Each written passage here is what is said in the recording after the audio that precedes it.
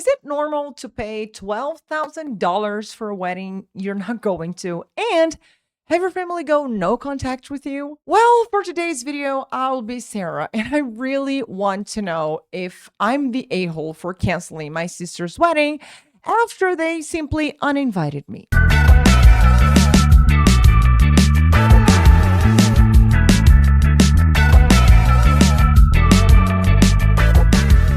You know what's funny is that my sister maid of honor used to call me an ATM with feelings. And you know what? She's right, because that's pretty much how I let my family treat me. So if you want to know the story, go grab your tea because this one's a doozy. And keep your ears open for any uses of reported speech. And if you don't know or don't remember reported speech, don't worry. Just watch this week's video. I'll leave it linked in the cards and in the description below. So let's go to the story. And before you say anything, before you judge me, just listen to the whole story.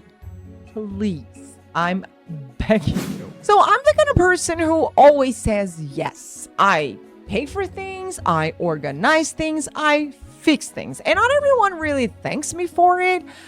But okay, but that's besides the point. Then one day my sister got engaged. And the moment she got engaged, my mom called me. Not to share the news, not to say, oh my God, can you believe me? Just to ask how much I could contribute. My mom said the venue alone would cost $40,000 and my parents would pay for it. And then she asked if I could cover the rest. I said yes. I don't know why I said yes. I mean, I just say yes to this family all the time. So I just, did. I'm not kidding when I tell you I pretty much became my sister's wedding planner. Over the next 4 months, I handled everything. The deposits, the vendors, the contract. My name and my credit card was on half of the paperwork. Every now and then I would get a text from my sister thanking me. Well, not really, but basically informing me that the florist needed a decision by that specific day, and I always handled it. Like, I told myself that my sister was too busy being the bride. Now, one detail that I want to point out is that even though I was covering a hefty part of the wedding, I was never invited to a single planning lunch. Not one, but I kept insisting, you know what? It's fine. I mean, honestly, I wasn't doing it for the credit. I genuinely wanted to help my sister. But March came, and it was around 2 months before the wedding, and a collections notice showed up at my apartment for a credit card I had never heard of. Total amount? $6,000. I mean, imagine my surprise when I found out my sister, my little sister that I was already paying tons of money for her wedding, had quietly added me to a credit card account I'd never agreed on. She used my social security number, which she got from like a shared family document from years ago, to open a store card and charge about $6,000 on wedding decor. My mom knew. My dad knew, my brother-in-law knew, and they all just assumed I wouldn't check. When I called my mom, she went quiet for a second and simply said, oh, it was just easier this way, and that I would have said yes anyway.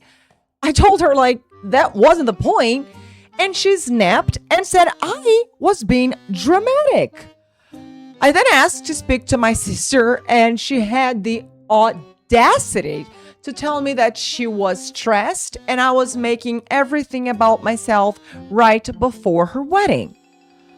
I mean, what? After that, I just went home and thought about it for 2 days. The collections notice was still on the table. And I even told myself that these were my people. This was my sister's wedding, that maybe I should just let it go. But I got a text. Not a call. No. A text from my mom informing me that they had all talked and I had been difficult and even a little toxic. So they all agreed that it was best if I was not at the wedding, so I was no longer welcomed. I was completely blindsided. I tried calling my mom, my sister, no answer, straight to voicemail. Later, I got a text from my brother-in-law saying that it was my sister's day and to please respect that. To say I was fuming is an understatement. So, I did the only thing I could do, and I pulled out every contract, every booking, every confirmation, every receipt from the last 4 months. And then I started making calls. The venue, the caterer, the photographer, all 7 of the vendors that had my name and card attached to the contract. And I told them to cancel my portion and remove my card from the account. Some did immediately. Others informed me that I needed to send some documents, which I promptly did.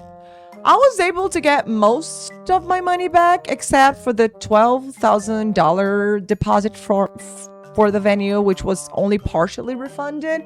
But again, I was at that point glad because I thought I would have lost everything. I then informed the credit bureau and my bank about the fraudulent account my sister had opened in my name, and my bank flagged it immediately. And guess what? 4 hours after I started canceling, my mom called asking me what I had done since all the vendors had called. Well, I simply replied, I was not welcomed. I wasn't going to cover for anything. My mom said I had destroyed everything and simply hung up the phone. About 20 minutes later, I got a very long text from my sister, pretty much saying that she couldn't believe me and that I had ruined not her wedding, but her life. Even my dad texted me to say that I had embarrassed the family and that I needed to think about the kind of person I wanted to be. And right now, my family and I are not talking. I heard from a cousin that they were scrambling for money. I mean, my family uninvited me from a wedding I had spent time and money, committed credit fraud in my name, and somehow I'm the villain? I mean, I can't say I regret finding the fraud report or even canceling the vendors, but I do wonder sometimes if I should have just walked away quietly and let them have their day, because now there is no version of this where my family ever sees me as anything but the person who ruined the wedding. So, was I wrong? Was my family right? Or is the answer somewhere in the middle? Please tell me in the comments, because I just don't know what to do right now. And that's the end of today's story. Let me know what you think of it in the comments below. And if you like the idea of learning English with real stories pulled out from real sources, hit the subscribe button, join our class, and also subscribe to my Substack, link below, because every video comes with a worksheet to follow the structure, the grammar, and everything else. And if you want to hear about a very scary ghost story, make sure you click on this video right here and make sure your lights are on, because it's pretty spooky.